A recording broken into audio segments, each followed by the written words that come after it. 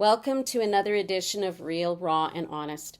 I'm so glad that you have joined me today as we continue to look at some of the things that keep us locked in unhealthy relationships, whether they're friendships or whether they are marital relationships or dating relationships. It's those things that make us continually stay stuck, those things that keep us feeling like we owe somebody else something, those things that make us feel responsible for another person's feelings, their thoughts, their behaviors, their actions, their welfare. And we're going to continue to look at a few more of those today. And then the next time we come together, I'm going to be talking about some solutions, some ways that you can get some help, some ways that you can move forward and out of the toxicity or the abuse that you find yourself in. And so today I want to talk about one of my pet peeves. And I hear this a lot in the church, and I hear it from people that come and talk to me, and I've heard it from people who've just said it in passing as a friend. And that is this. I made a covenant. I stood in front of the church and I made a commitment before God and man that I was going to be in this relationship for better or for worse. And it might be a little worse right now, or it might be worse right now than it was in the beginning. But I believe that it's going to be good again. And I made the covenant, so I have to stay because God hates divorce. Those comments, they don't sit well with me, and I'll tell you why. I'll be really honest. I just think, the reality of this is this. We have to look at the nature of who God is, and if God is love, and if God is for you, and if we're going to quote all of those scriptures that God has your best in mind, that he has a hope for you, and he has a future for you, if we're going to say all of those things, and staying in this toxic abusive relationship, whether it's verbally abusive or physically abusive or whatever other abuse you want to put in there, do we really understand the character of God? Because what you're saying then is, God has the best for everybody, but he wants me to stay and be harmed every day. Let's stop and think about that for just a moment. This is this faith-based idea that we are staying for better or worse, that we're staying because we made a covenant, that we're staying because God hates divorce. That's a misuse of loyalty. It's a misuse of trust. It's a misuse of faith. And, that it's a weaponizing of what the Bible actually says. And it might be because maybe the pastor doesn't really understand how to counsel it, doesn't really know how to bring it forth, doesn't know how to get the individual's help, maybe they're busy, and I don't know what the reason is, but this is a conversation that as an associate pastor that I have had with pastors, that as someone who does inner healing, I've had this conversation with pastors a few times, and very often the whole idea is most often that no, once you're married, you stay married unless it's infidelity. Well, I understand that infidelity breaks the union, but if somebody is beating you and threatening you and yelling at you and threatening to harm you, well, that breaks it too, right? Like harm is harm. And I don't think that we can say that the only real harm is because they've decided to be unfaithful. There's real harm and real damage that happens in verbal abuse. And it is a real eroding of your self-worth, of your ability to be able to know that you can take care of yourself, that you can do things right, that you can do things well. And these are all things we need to take a look at. So it's a weaponizing of the faith. It's a weaponizing of the belief. And Jesus was always about people. And I think that's what we need to remember. So not men over women and not women over men, not children over mother and father. He was for people. And I think that's what we need to take into consideration when we consider the relationships that we find ourselves in. Because the reality is that your relationship, whether it's a friendship, whether it's a relationship, a working relationship, that your commitment to that person should never require your safety. So that I'm going to keep this relationship intact, even if it kills me, even if it ends me up in the hospital, even if I lose my confidence.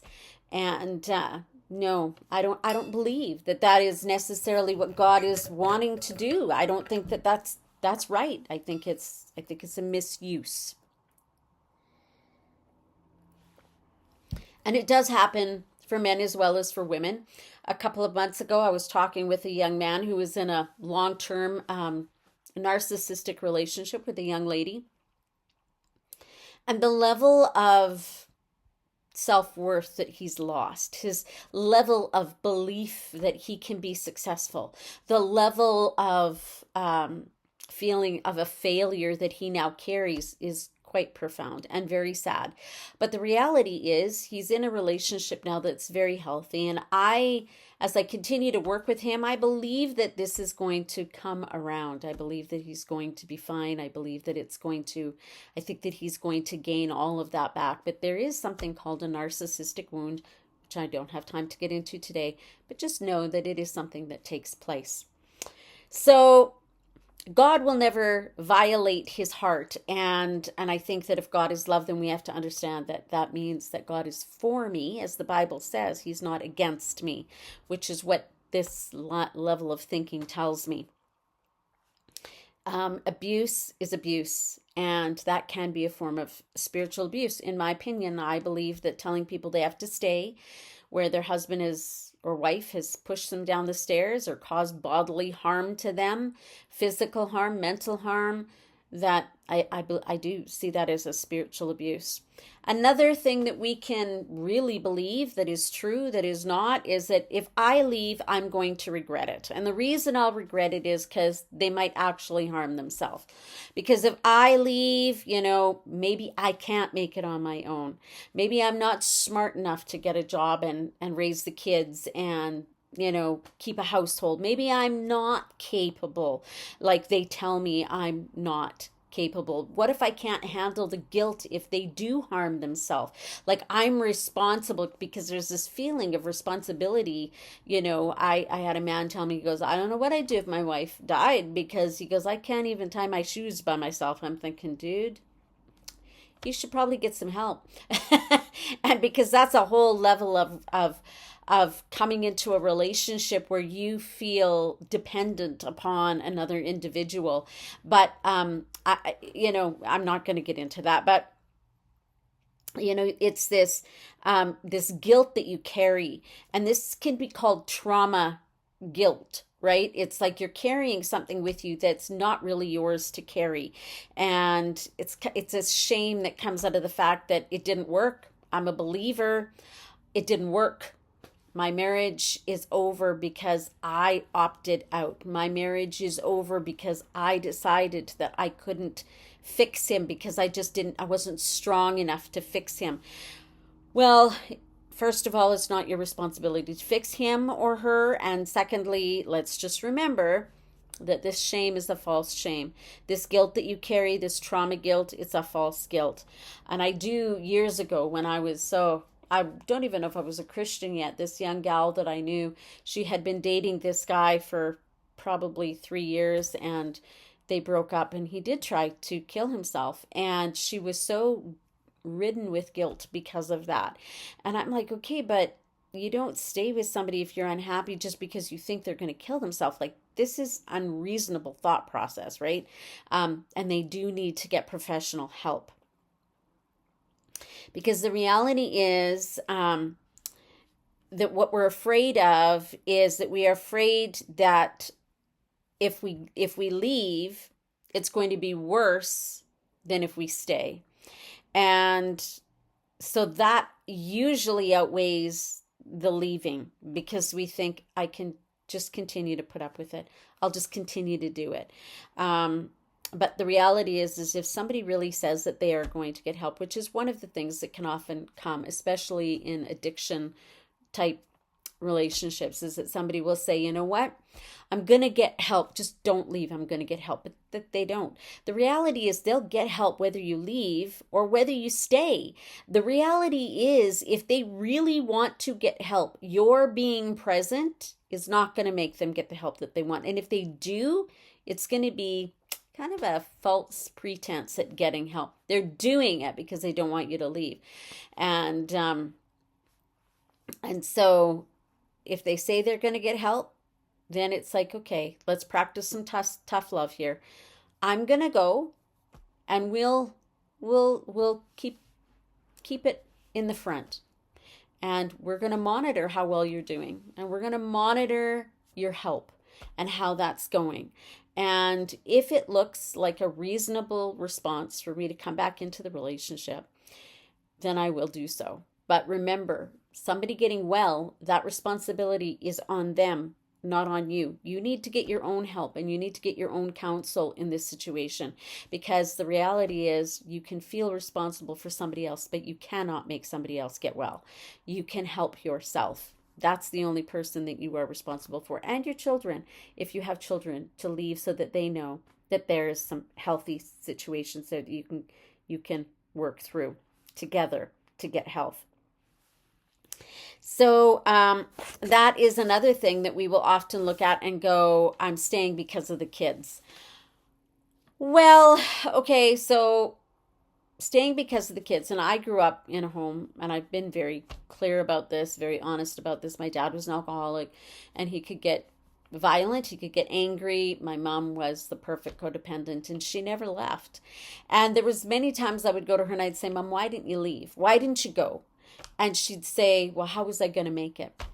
I couldn't make it without him. And I had all these mouths to feed. And I just remember saying to her, you know what, we would have figured it out. But I think for us, it would have been better if you'd have left than if you'd have stayed. And maybe he would have gotten the help he needed had we left.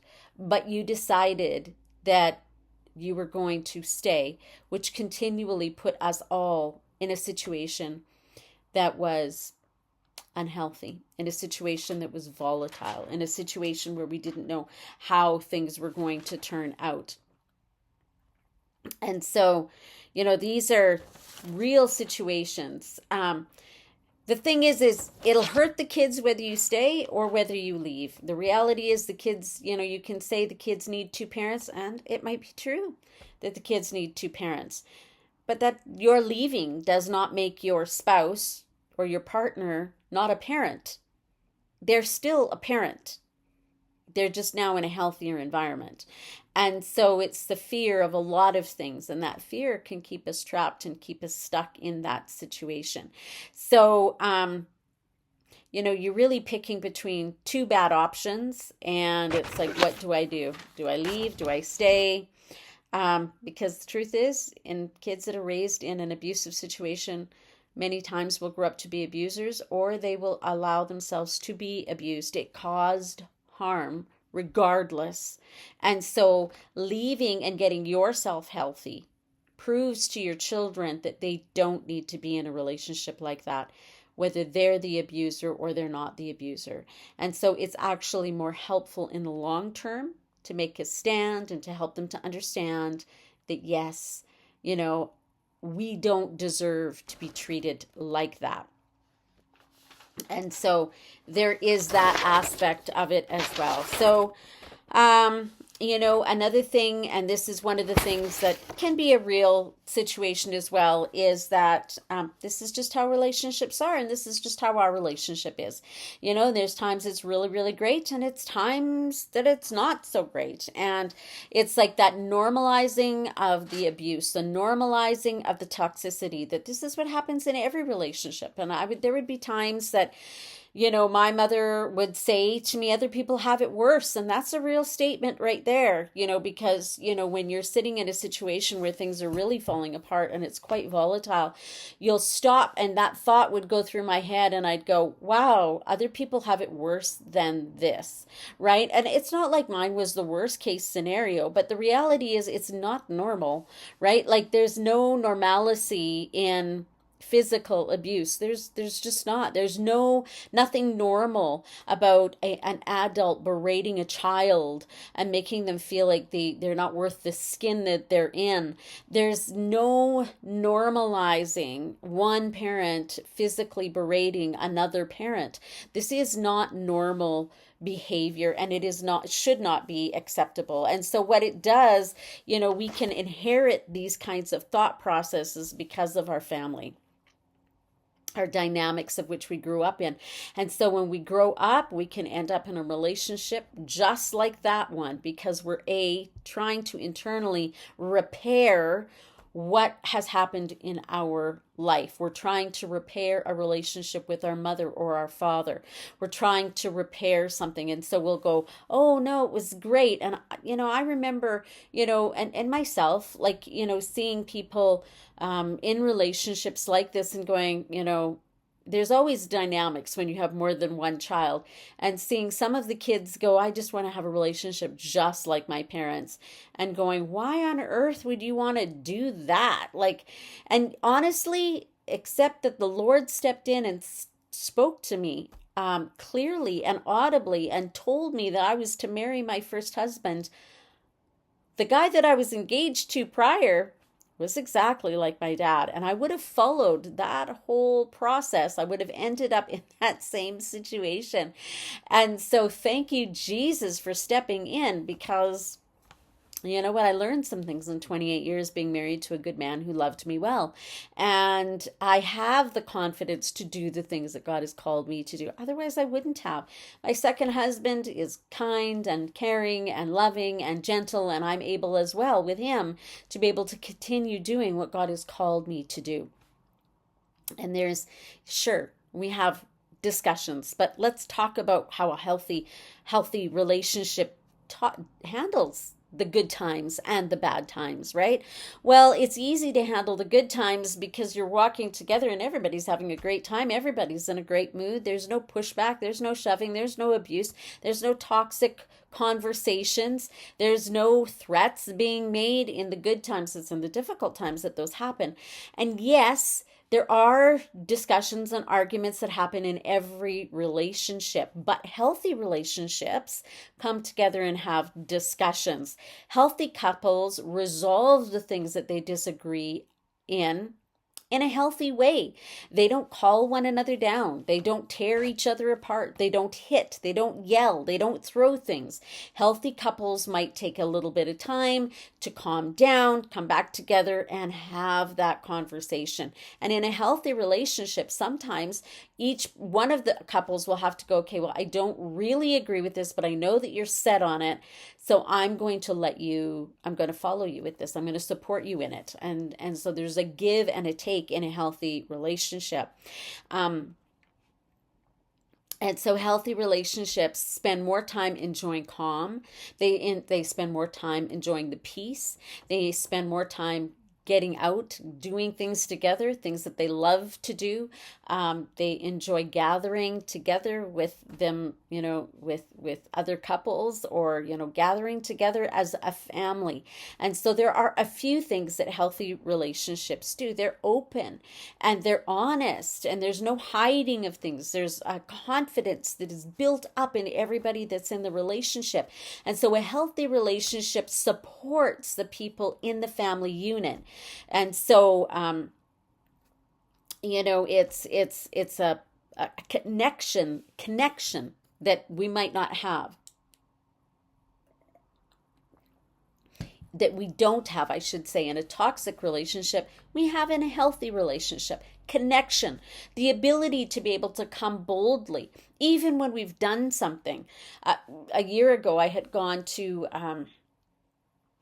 go to the store. And while I was at the store, it was super windy that day. I opened the door and the wind grabbed my door and it smashed it into the car beside me, and I dented its door. And I'm like, oh no. And I thought, okay, so what am I going to do with this? So I came home and I just said to my husband, look, this is what happened. This is the guy's number. He was in the car when it happened. He knows what happened. So here's his number. Will you deal with this, please? And it was just an open, honest communication. There was no fallout. There was no backlash. There was no yelling. There was no screaming. There was nothing but understanding and, hey, you know what? That could happen to anybody. And so that is what should happen in a healthy relationship, is that there's no fear to bring things forward. I don't feel like I need to make him happy. He doesn't feel like he needs to make me happy. It's a healthy relationship where, if he's having a bad day, He can have his bad day, but that doesn't need to change my world because he's having a bad day. So, one of the other things that we can look at is we could say, when we're in a toxic relationship, one of the things again that I hear often is, you know what? I can't make it on my own. Well, very often where this thought process comes from is that through the years or through the time they've been in this relationship, is they've been told enough times, you'll never make it without me. You'll never find anybody who'll take care of you the way that I take care of you. If you leave, I'm the one who has the job. What are you going to do? You're not, the lifestyle that you're used to, it's over, it's done. You're not going to have it anymore. Who's going to pay for Joe Jr.'s hockey? Who's going to pay for little Sue's dance? Who's going to pay for these things? It's not going to be me, because if you walk out that door, well, you're going to have to figure that out on your own. And so this comes back down to relationships are relationships. And a father is a father and a mother is a mother.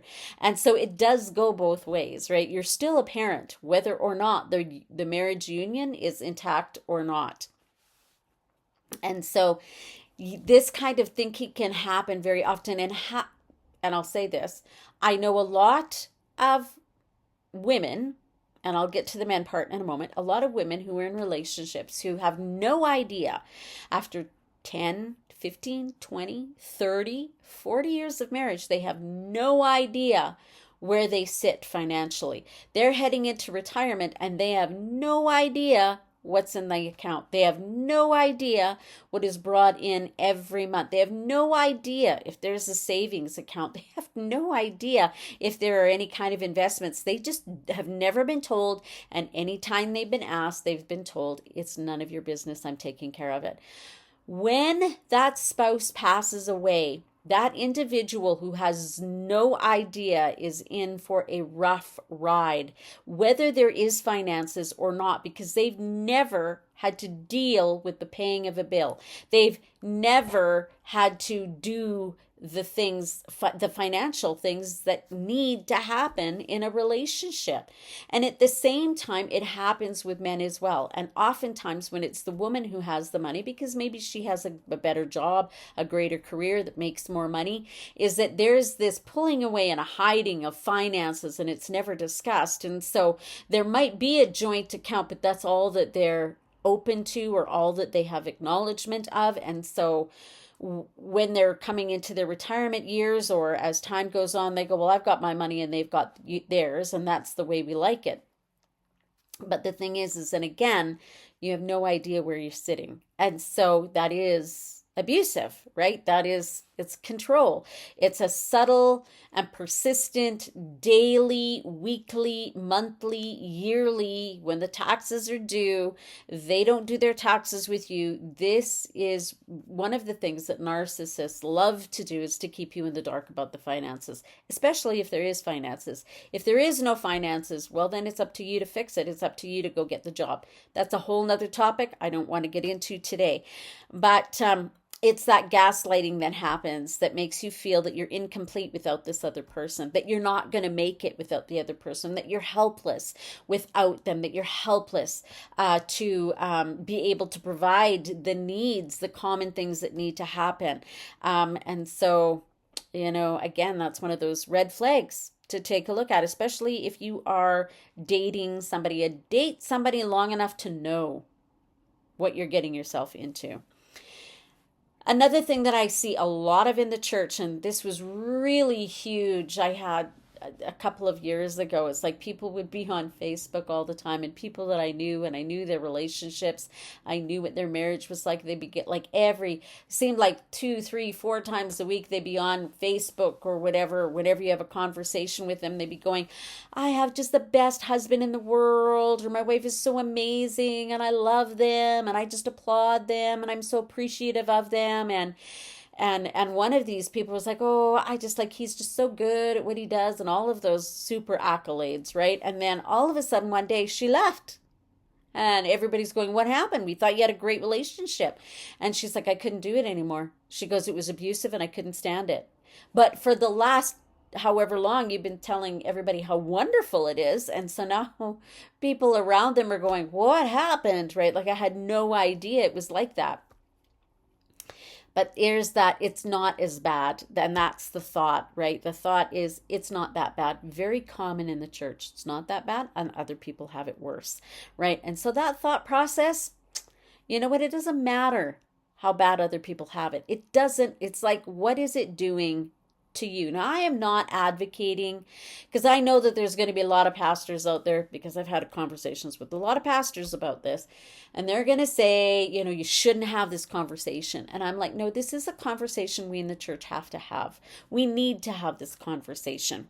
Because abuse does real harm to an individual. And telling somebody that it's not as bad as it could be, does that mean you stay until it's as bad as it can be?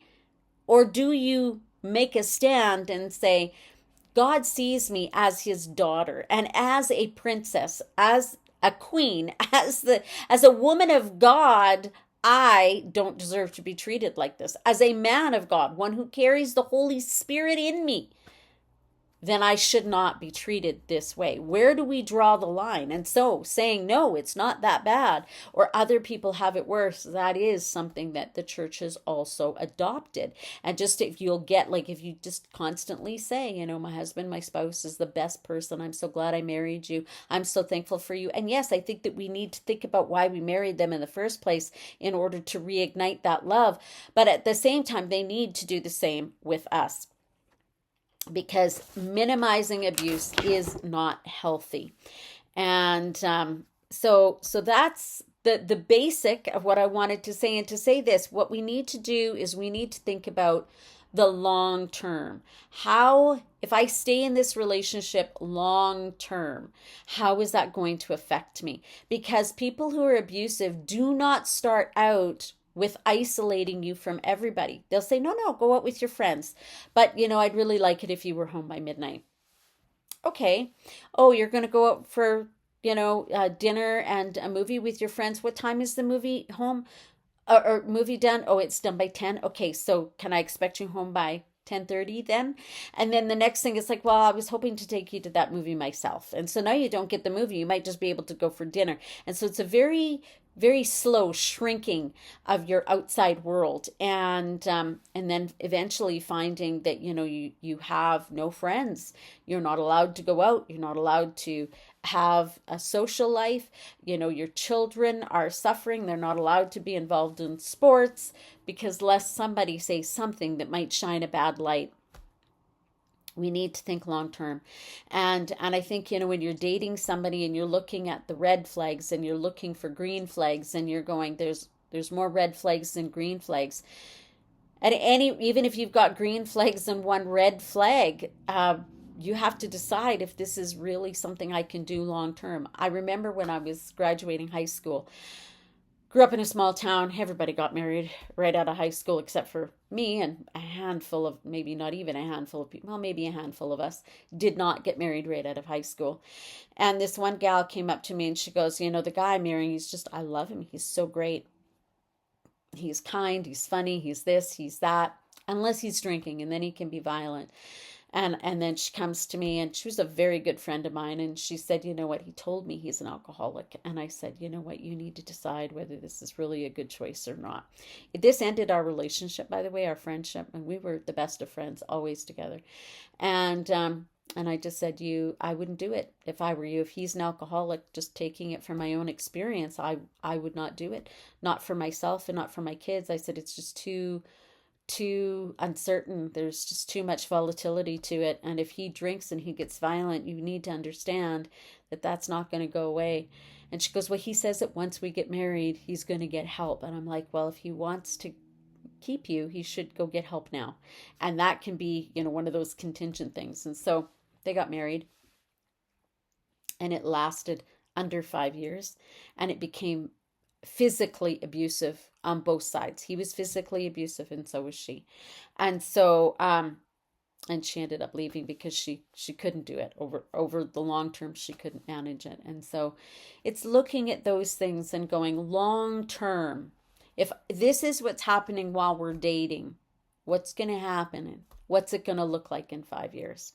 And if in the first 5 years he's only hit me once, and he says he'll never do it again, or he's only hit me twice, And he says he's never going to do it again. But his rage keeps ramping up. What's it going to look like in 5 years?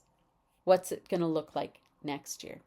If he keeps getting angry when I ask him about the finances, what's that going to look like in 5 years? Right? So it's looking at it and going, can I do this long term?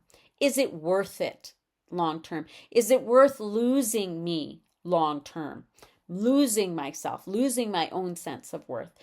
Those are the things we need to decide, because, and I'll say this, even after my first husband passed away, there is a real reality, even in a good marriage, in a good relationship, of losing your individuality when you've been married for a long time. I remember thinking to myself as I was doing an exercise for grief, and the question was, who are you? And I struggled with that question because I loved being his wife. And I loved being a mother, and I loved doing what I was doing in the church, but that part of me that was no longer a wife was a big part. And I remember thinking, man, I'm only half of what I was. And so that was a real painful recognizing that I had to go through. But with the help of God, of course, I did come through. And how much worse I see that happening in unhealthy relationships. Unhealthy relationships often struggle much more when one spouse dies, because they've lost themselves and they've been told they're worthless and useless and all of these things for so many years that it's difficult for them to realize who they are and who God created them to be and what their calling or anointing might be on their life. So I encourage you today, because next week what we're going to do is we're going to look at how to heal. We're going to look at these things and we're going to go, okay, God, so here we are, and this is where I'm at this point in my life. How do I heal? What are my next steps? If you've walked out of that relationship, how do you get well? And so thank you for listening. Thank you for paying attention. Thank you for sitting with me through this last session as we talk about some of the things that we believe that keep us locked in those unhealthy relationships. You have yourself a great day. Be encouraged. Know that God loves you. Thank you. Continue to be real, raw, and honest. And please subscribe. Please share. Please leave a comment and a like. Those things do help. And if you think that you know somebody else who'd like to get a copy of this, please share it with them. So have yourself a great day.